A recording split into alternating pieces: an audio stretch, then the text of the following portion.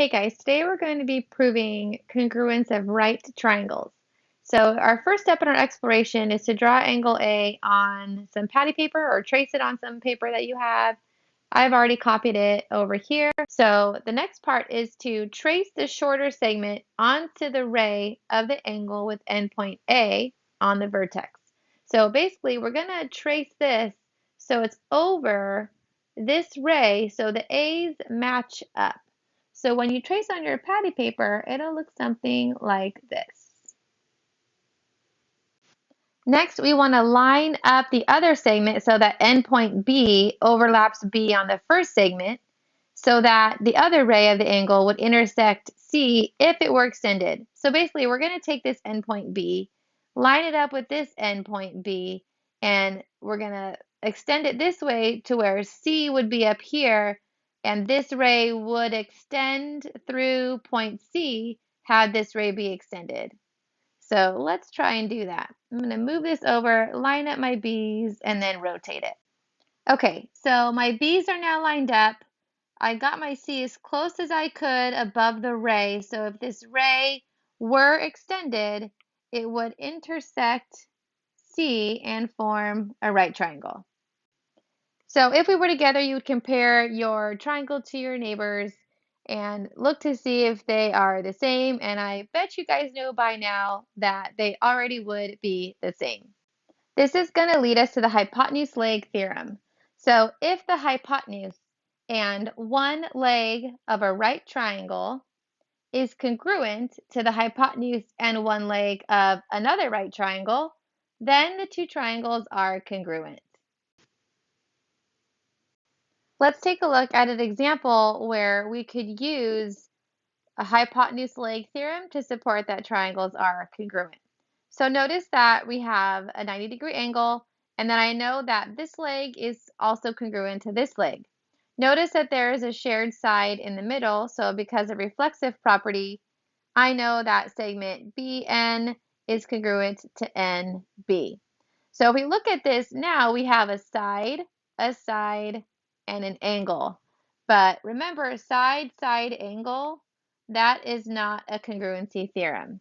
So when you see side angle, check to see if it's a right triangle because we have the hypotenuse and a leg.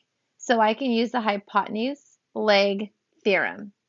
So that means that triangle BHN is congruent to triangle NDB by hypotenuse leg theorem.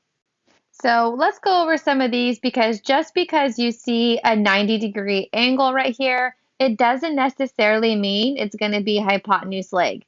So if you look at this triangle, you have a side, an angle, and a side. So this one would be side, angle, side. Then if you look at the second triangle, you have an angle, a side, and an angle. So that one would be angle, side, angle. Then if you look here, you have an angle, a right angle, and a side. So that one would be angle, angle, side. And lastly, this one you have a right angle, and it looks like you have side, angle, but remember, even though that's not a thing, you can see if it's hypotenuse leg. So this one is hypotenuse leg theorem. Now let's take a look and prove that triangle RSK, so RSK is congruent to TKS, so TKS. Let's look at our given information. We know that segment RK is congruent to segment ST. So let's go ahead and mark those. RK is congruent to ST. We are also given that RSK, which is right here, and TKS, which is right here, are right angles. So I know that RSK and TKS equal 90 degrees. And if you look at the next statement, it's also saying RSK is congruent to, well, there's only one thing it could be congruent to. It would be congruent to TKS because all right angles are congruent. The next reason is reflexive property of congruence. So that refers to the side in the middle that is the shared side. So that means that segment SK is congruent to segment KS.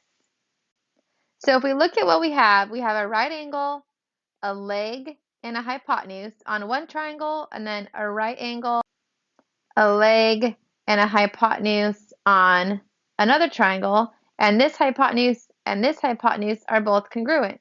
So we have hypotenuse leg on a right triangle, meaning that triangle RSK is congruent to triangle TKS by the hypotenuse leg theorem.